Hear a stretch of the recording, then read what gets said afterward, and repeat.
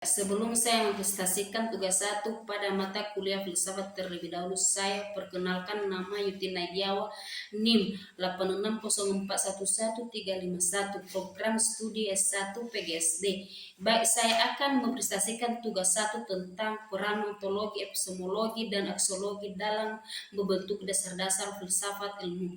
Filsafat ilmu adalah cabang filsafat yang mempelajari hakikat, dasar, metode, dan tujuan ilmu pengetahuan. Dasar-dasar utamanya dibangun di atas tiga pilar utama: ontologi, epistemologi, dan aksiologi. Satu, ontologi. Ontologi adalah cabang filsafat yang mempelajari tentang hakikat, keberadaan, realitas, dan segala sesuatu yang ada. Pertanyaan utamanya, apa itu yang ada? Apa hakikat objek yang kita pelajari? Apakah realitas itu nyata atau hanya konstruk pikiran? Peran ontologi dalam dasar filsafat ilmu: A. Membentukkan objek kajian ilmu. B. Menjelaskan hakikat realitas. C. Menjadi landasan asumsi dasar. Satu, apa yang menjadi objek kajian ilmu?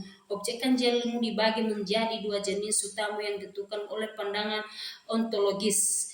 A. Objek material. B. Objek formal. Secara umum, objek kajian ilmu mencakup gejala alam atau fenomena fisik, kehidupan makhluk hidup, masyarakat, dan interaksi manusia, pemikiran, konsep, dan nilai.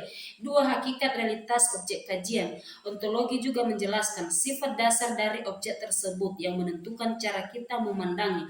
Ada tiga pandangan utama. Satu, realitas itu nyata dan mandiri. Dua, realitas itu hasil konstruksi atau pemahaman manusia. Tiga, realitas memiliki dua sisi, materi dan makna.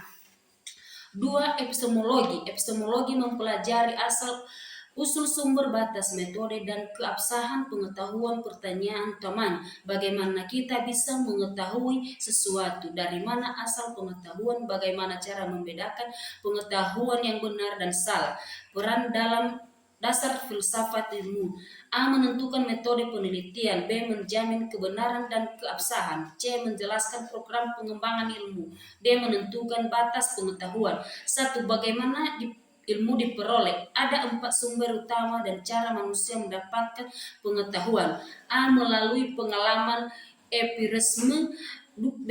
Melalui akal budi rasionalisme. C. Melalui intuisi. D. Melalui otoritas atau kesepakatan. Dua, metode yang digunakan: A. Metode induktif. B. Metode deduktif. C. Metode ilmiah. D. Metode fenomenologis. E. Metode hermeneutik. Tiga, bagaimana kebenaran diuji? Ada empat kriteria utama yang dipakai untuk menguji apakah suatu pengetahuan itu benar. A. Teori koreferensi. B. Teori koherensi. C. Teori pragmatis. D. Teori kesepakatan. Tiga, aksiologi. Aksiologi adalah cabang filsafat yang mempelajari tentang nilai, baik itu nilai kebaikan, keindahan, maupun kegunaan. Dalam filsafat ilmu, fokus utamanya adalah nilai etika dan kegunaan. Pertanyaan utamanya, untuk apa ilmu itu digunakan? Apakah ilmu ini bernilai baik atau buruk? Apakah dampak ilmu bagaimana bagi manusia dan alam? Peran dalam dasar filsafat ilmu: menentukan tujuan dan fungsi ilmu. B. Menetapkan etika dan tanggung jawab. C. Menilai manfaat dan dampak. D. Menjadi landasan arah penggunaan ilmu.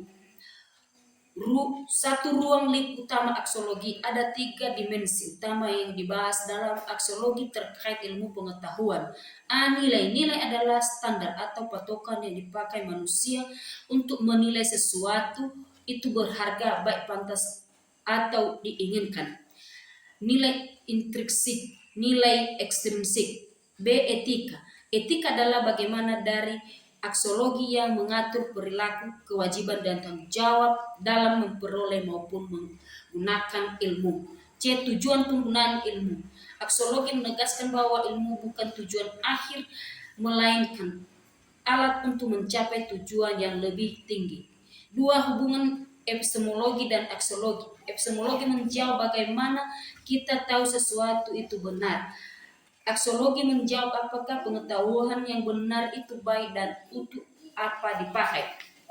Hubungan ketiganya dalam membentuk dasar ilmu. Ketiga, unsur ini tidak berdiri sendiri, melainkan membentuk satu kesatuan yang utuh. Satu, ontologi memberikan objek yang dikaji. Dua, epistemologi memberikan cara yang sah untuk mengkajinya. Tiga, aksiologi memberikan arah dan nilai agar hasil kajian itu bermanfaat dan benar secara moral. Tanpa salah satu dari ketiganya, ilmu pengetahuan tidak memiliki dasar yang kokoh. Demikian prestasi dari saya ucapkan terima kasih.